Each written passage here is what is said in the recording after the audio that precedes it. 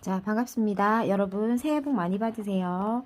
자, 우리 이제 중학교 3학년이 올라가면 이제 뭐 역사도 배우고, 사회도 배우고, 그리고 이제 또 중학교의 마지막 학년이니만큼 내신이 많이 들어간다, 그죠?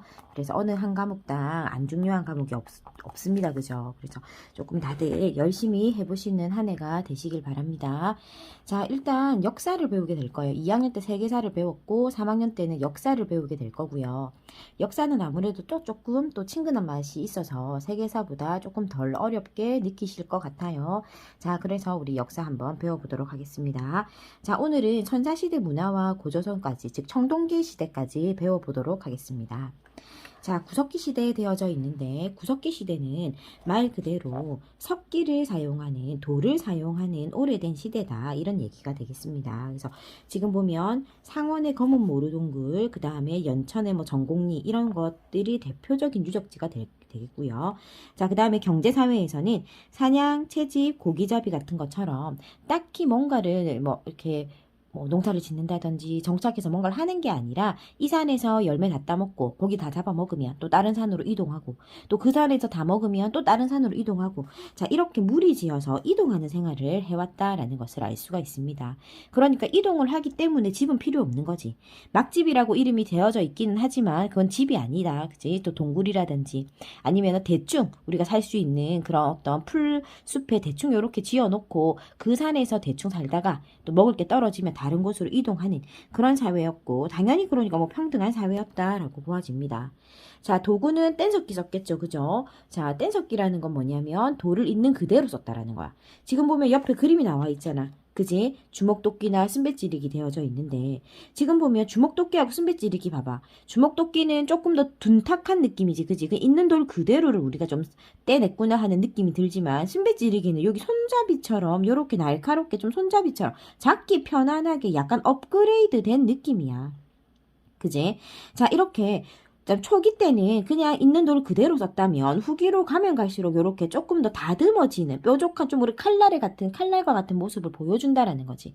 그지? 그래서 구석기 시대 때는 이렇게 조금 더 떼어낸 돌을 그대로 사용하는 그런 모습들을 좀 보여줬다라고 보입니다.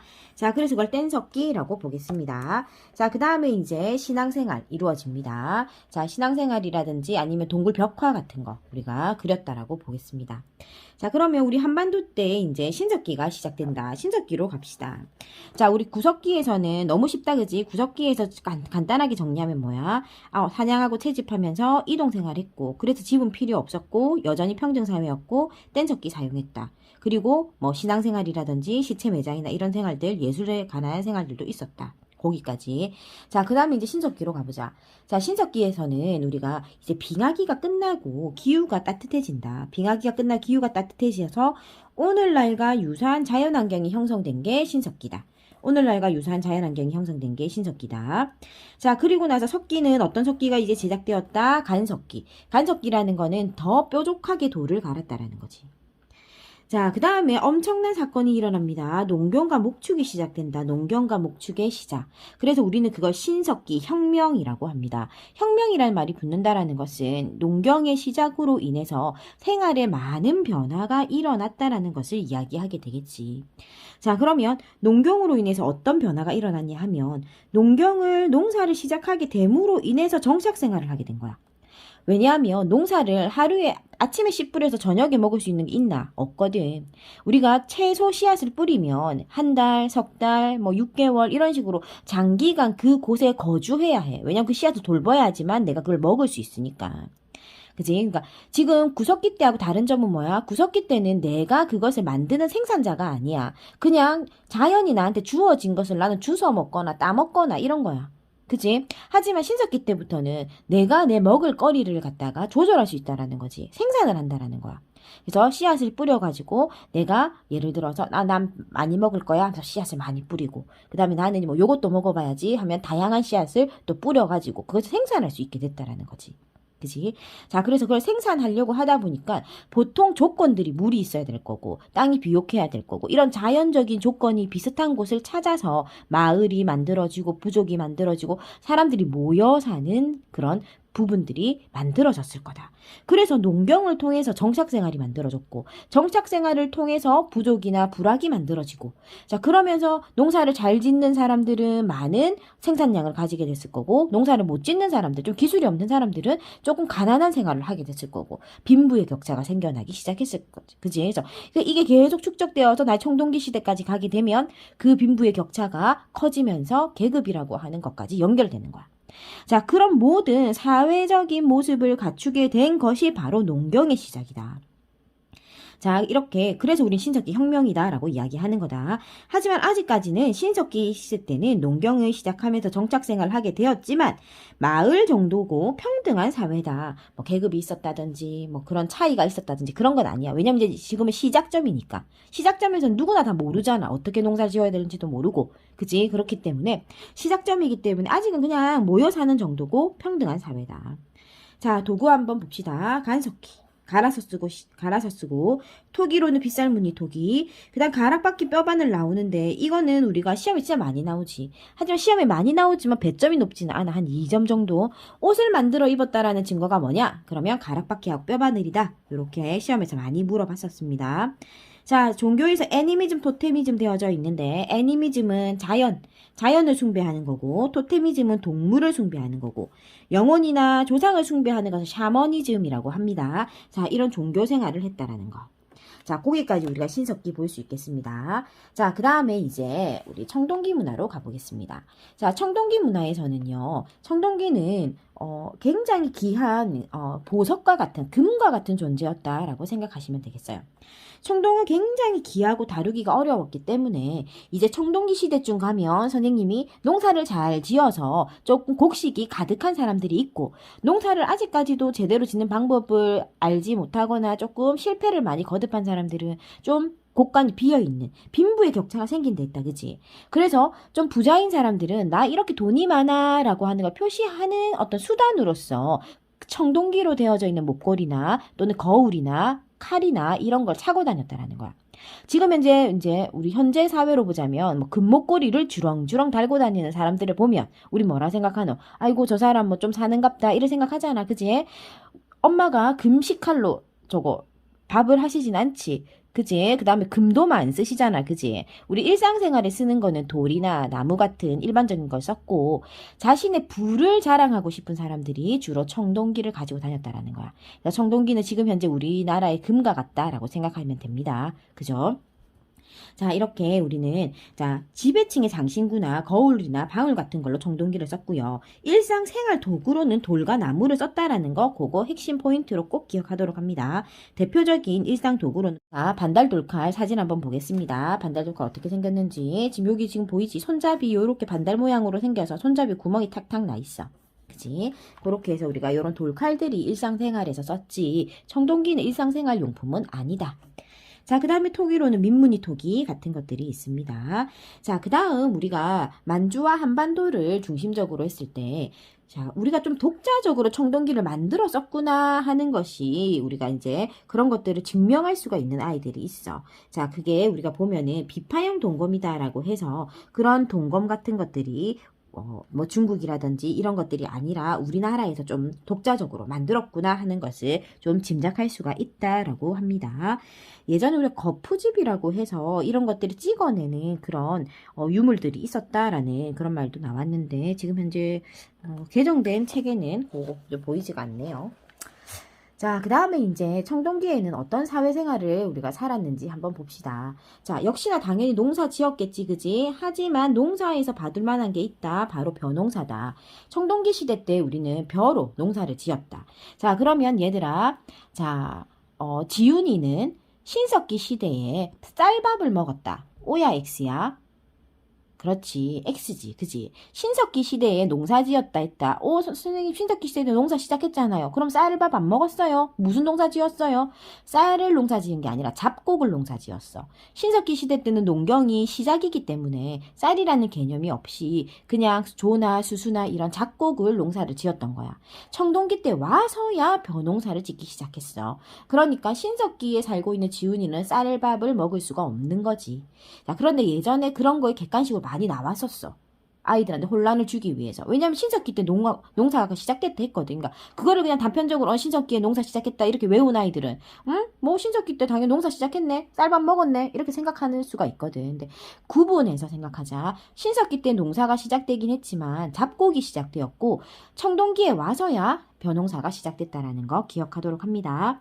자, 그 다음에 이제 민문이 토기 사용했다라고 했고요. 자, 그 다음에 사회에 엄청 변화가 생겨납니다. 사유재산이 생기면서 자, 우리 순서대로 가보자. 내가 농사를 지어서 좀 잘 짓다 보니까 남는 생산물들이 생겼어. 이런 남는 생산물들이 나의 재산이 되었고 이 재산으로 빈부의 차이가 발생했고 이 빈부의 차이가 결국은 뭘로 연결되었다? 계급으로 연결되었다. 그래서 계급이 발생하게 된다. 자, 그래서 군장이라고 하는 대장이 등장하게 된다. 이제 자, 다스리는 사람이 등장하게 되고 우리는 이런 다스리는 사람이 있었는지를 어떻게 알게 되었냐 하면 고인돌이라고 하는 무덤을 통해서 알게 되었다. 자, 지금 보면 고인돌 위에 지금 돌이 이렇게 서 있고 큰 돌이 얹어져 있는데 옛날에는 포크레인도 없고 뭐 삽이나 이런 것도 제대로 된 도구가 없는데 이 큰 돌을 사람의 힘으로만 이거를 얹었다라고 생각해봐. 그지? 그러면 이 정도의 사람들을 동원할 것 같으면 여기 이 무덤 밑에 누워있는 사람의 권력이 있다라는 거겠지. 그지? 자, 이렇게 우리가 이런 시대에 노동력을 동원할 정도의 어떤 계급이라고 하는 계급자, 지배자가 있었구나 하는 것을 고인돌을 통해서 우리는 알 수 있는 거지. 자, 그래서 우리가 이런 청동기 시대의 삶을 한번 살펴봤고, 자, 오늘의 마지막은 고조선이 되겠습니다. 자, 지금 보면 고조선에 건국되어 있는데 우리는 청동기 문화를 바탕으로 해서 당군 왕검이라고 하는 훌륭하신 분이 고조선을 건국했대요. 자, 당군 왕검이라는 용어 안에 자, 당군은 제사를 지내고 왕검은 정치적 지배자라고 해서 우리는 그것이 재정일치 사회였음을 이미 이름 속에서 알 수 있다. 그 다음에 농업사회였다라는 것도 우리는 이미 알 수 있다. 자, 그러면 자료 6번을 한번 살펴보도록 할게. 자, 자료 6번에서 이거 왜 살펴보냐 하면 아까 고조선의 특징을 얘기하다 말고 갑자기 자료로 넘어왔지. 왜냐하면 고조선의 이야기를 읽어보다 보면 고조선의 특징이 고스란히 다 드러나. 자, 지금 보면 환웅이 인간 세상을 널리 이롭게 하려고 내려왔다라고 했어. 인간을 널리 이롭게 한다라는 게 바로 무슨 사상이야? 홍익인간이지. 그지? 홍익인간의 사상이고 그 다음 환웅은 하늘에서 내려오지. 그래서 우리는 그걸 선민사상이다 라고도 합니다. 선민사상. 그리고 환웅이 굳이 많은 신들 중에서 비, 바람, 구름을 데리고 왔다라는 것은 우리가 농경사회였음을 또 알 수 있고 맞습니까? 그리고 그 아들의 이름을 당군 왕검이라고 했다라는 걸로 봤을 때는 재정일치라는 것을 알 수 있다라는 거지.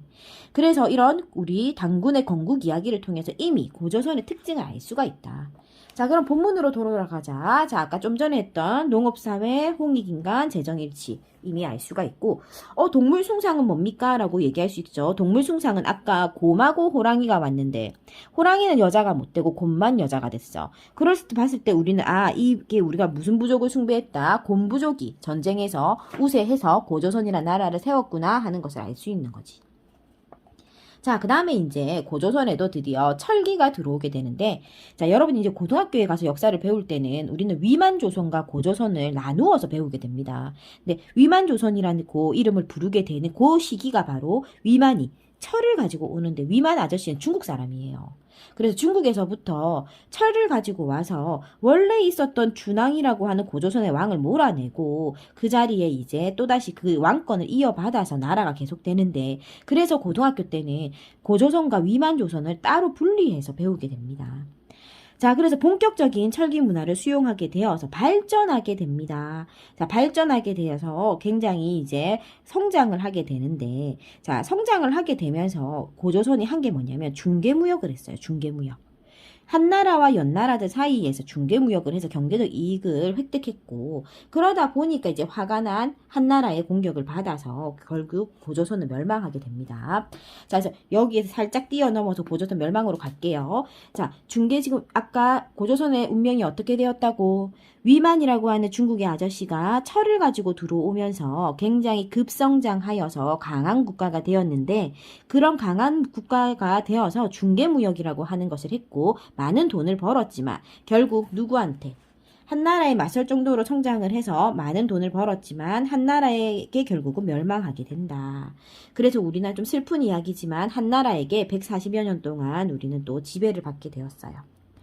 자, 그래서 우리가 지금 고조선의 역사를 한번 살펴봤고요. 고조선의 사회 모습 한번 살펴볼까요? 자, 고조선에서는요, 사회 질서를 유지하기 위해서 8개의 법을 가지고 있었대요. 역시나 자료로 가겠습니다. 자, 지금 보면은, 자, 사람을 죽인 자는 즉시 죽이고, 자, 그 다음 사람을 죽이는 즉시 죽인다라는 거에서, 아, 생명을 존중했구나 하는 것을 알 수가 있고요.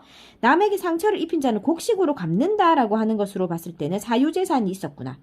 개개인의 재산이 있었구나 하는 것을 알 수 있고, 노비로 삼는다라는 것을 봤을 때는 계급이 있었다라는 것을 알 수 있고, 그 다음 50만 전을 내야 한다라는 거에서 많이 통용되진 않았지만 화폐 개념이 있었구나 하는 것도 우리가 짐작할 수가 있습니다.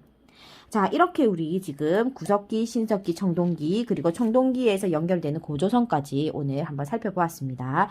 자, 그러면, 자, 우리 첫 출발이니만큼 꼼꼼하게 읽어보시고, 반드시 역사 교과서 다들 받으셨죠? 그죠? 역사 교과서도 한번 펼쳐서 줄을 끄으면서 중요한 부분들 읽어보시기를 추천드립니다. 자, 그러면 열공하세요.